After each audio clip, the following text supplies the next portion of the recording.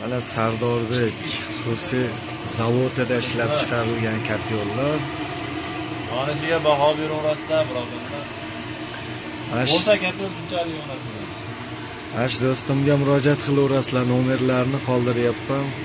O'sha pastdagi nomerlarga murojaat qilaverasizlar.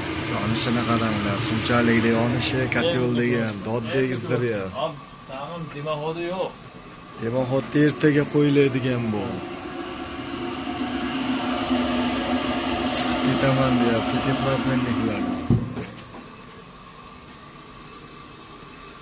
Do'stim, qo'lingiz dard ko'rmasin. Salomat bo'ylar, yaxshi kunlarga ishlatsin, hammalaringga nasib qilsin.